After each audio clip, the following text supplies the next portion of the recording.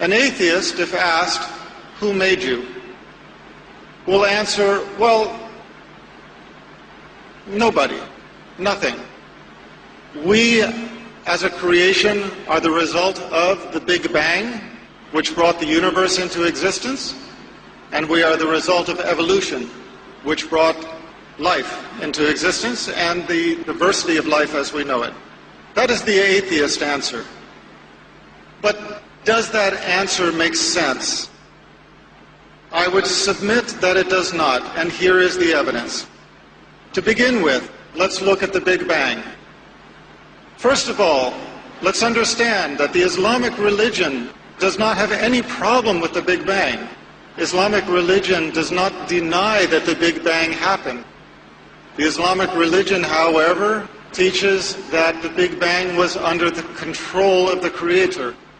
Now, which makes more sense? For us to believe that it was a random event, or that it was under the control of the Creator? To begin with, the Big Bang did not start with the explosion.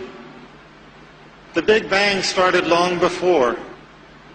Before the explosion, there was a primordial dust cloud, a dust cloud in the nothingness of space, which drew together as a massive hyperdense core of mass and energy, and it was that exploded. So, where did this dust cloud come from? Where did the primordial dust, where did the energy come from for this explosion? If there is one thing we know from science, it is that we do not get something from nothing. In the explosion, it was the greatest explosion in the history of our universe. It blew everything outward to the universe as we have it today, which is expanding as we know it.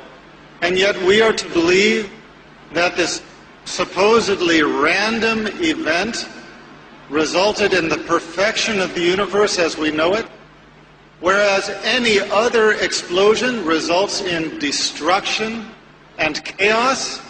We are to believe that the Big Bang resulted in the perfection of the universe as we know it. This is an example where science contradicts science. What do I mean by that? If you are going to explain the universe on the basis of science, you cannot have science contradicting the science that explains the existence of the universe. In science, there is a general principle called entropy. Entropy is the principle that unless there is a greater control over a process, the process tends to chaos. Now let's put it into real-world terms. It does not matter whether you are talking about your child's bedroom, the kitchen sink, your workplace, or a complex chemical reaction. If it is not under control, it generates into chaos.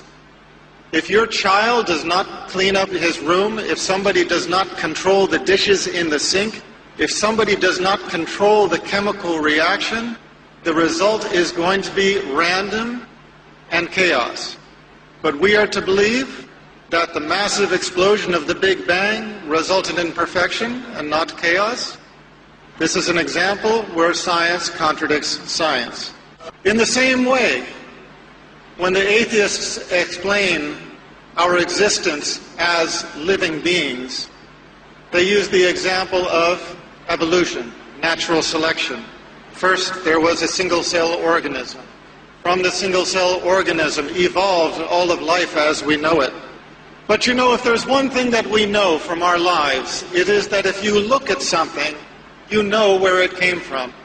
If you look at a painting, you know that there was a painter. If you look at a sculpture, you know that there was a sculptor. If you look at a building, you know that there was an architect and a construction company. And yet we are to look at creation and think that there is not a creator. This is the proposal. The proposal of the atheist is that we evolved by natural selection with the absence of a creator. But I have a question for those who put forward this theory. Natural selection can explain a lot of things. It can explain the diversity of species. It can explain the fossil record. It can explain where the dinosaurs came from and where they went to. But how can you explain where the soul came from? If you believe in the existence of a human soul, how can you explain this as having evolved? For that matter, how can you explain life as having evolved? And what do I mean by life? I mean the power that gives a body, once assembled, to live. We have reached a point in science where we can transplant virtually every organ of the body. We can make a Frankenstein if we so desire. But not all of the world's scientists over the history of mankind, if you brought them all together, cannot make them live. We cannot even make the wing of a gnat in the perfection that it has been made by our Creator. And we cannot give a body life. That is why, once dead, medicine is not able to revive a dead person, even when their organs are still functioning. So, the explanation that we developed from natural selection is another example where science contradicts science.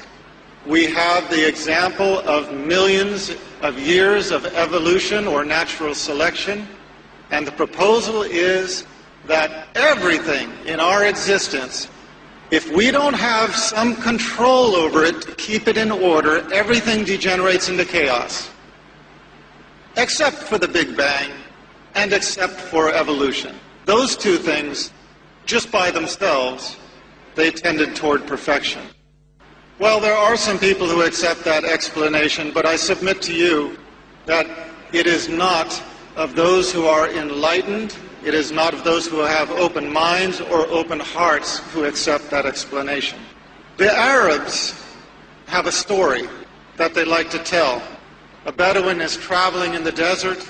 He comes upon an oasis, and in the oasis there is a perfect palace. Now there are no building materials around.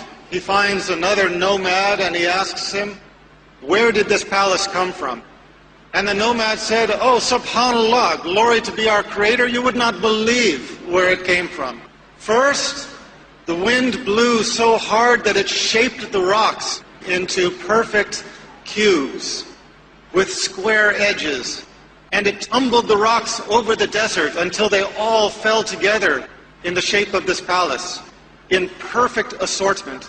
And then the wind blew the dust with some, hairs and fibers from the trees into the cracks and brought the rain, and that made the cement that cemented it all together. And then lightning strikes blasted the sand into sheets of glass and blew the sheets of glass into the windows. And then the elements took wood from the far corners of the earth and shaped it with the wind and the different force of the elements into furniture and into window trim and doors. And tornadoes and hurricanes carry it here and drop the doors into the door places, drop the windows and made the window frames, tumbled the furniture into the rooms. These strong winds took the fibers out of the backs of our sheep, wove them together into tapestries and carpets, and coated the floors with it. And all of this happened just in this one place on earth to make this perfect palace. When we begin thinking about it, we cannot help but roll our eyes and realize, come on, this guy is crazy. This is impossible. And yet what we are told to believe is that the Big Bang and natural selection, through the two most climactic events in the history of creation, accomplished something even greater than this.